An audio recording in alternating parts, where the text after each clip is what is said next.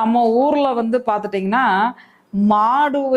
மாட்டையும் பசுமாட்டையும் கண்ணையும் பார்ப்போம். பார்க்கும்போது அப்பா நல்ல ஒரு சகுனம்ப்பா, நல்ல ஒரு தெய்வ கடாட்சம் அப்படின்னு நம்ம சொல்றோம்ல. ஏன்னா நம்ம வந்து பசுமாட்டை தெய்வமா நம்ம வணங்குவோம் இல்லைங்களா? அப்போ வந்து என்னன்னா அதாவது கோமாதா பூஜை, இப்போ வந்து அந்த பூஜைகள் பண்ணாலே நம்மளுக்கு என்னங்க, சகல தோஷங்களும் நம்மளுக்கு நிவர்த்தி ஆகும். ஓகேங்களா? அப்போ நம்ம என்ன பண்ணலாம், இப்பெல்லாம் டவுனுக்குள்ள மாடே கிடையாது, கொஞ்சம் அவுட்டர்ல போனாதான் நம்ம வந்து பார்க்க முடியுது இப்போ. சரிங்களா? அப்போ வந்து நம்ம வந்து என்ன பண்ணலாம், இந்த காமதேனுவோட போட்டோவோ இல்ல வந்து சிலையோ வைக்கிறது, அது நல்ல ஒரு சுபிச்சத்தையும் செல்வ வளத்தையும் கண்டிப்பாக கொடுக்குங்க. இங்க பாத்துட்டீங்கன்னா பாருங்க, தெரியுதுங்களா?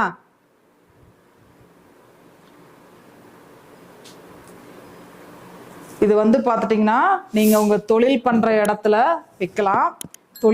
இடத்துல வைக்கலாம், இல்ல நீங்க உங்களோட வீட்டுல வைக்கலாம். இது வந்து நல்ல ஒரு செல்வ செழிப்பை கொடுக்கும், குடும்ப ஒத்துமையை கொடுக்கும். வீட்டுக்குள்ள இருக்க இந்த சண்டை சச்சரவு, இந்த கருத்து வேறுபாடுகளை கண்டிப்பாக இதன் மூலமா நீங்க உங்களுக்கு நல்ல ஒரு முன்னேற்றத்தையும் ஐஸ்வர்யத்தையும் நிச்சயமாக உங்களுக்கு கொடுக்கும். சரிங்களா?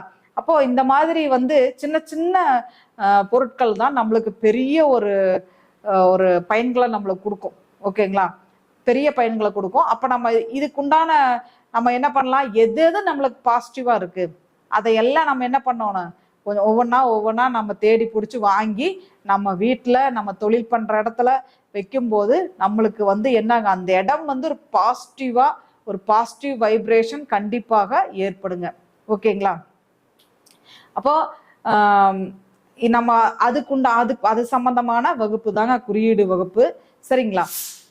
அதனாலதான் இன்னைக்கு இந்த பொருளெல்லாம் தேர்ந்தெடுத்து நான் உங்களுக்கு சொல்றேன். நான் இது வந்து எல்லாருமே பயன்படுத்திக்கலாம். சரிங்களா? எல்லாருமே வாங்கி வீட்டுல வைக்கலாம். நல்ல ஒரு சுபிச்சத்தையும் ஐஸ்வர்யத்தையும் கண்டிப்பாக உங்களுக்கு கொடுக்குங்க. சரிங்களா? அடுத்தது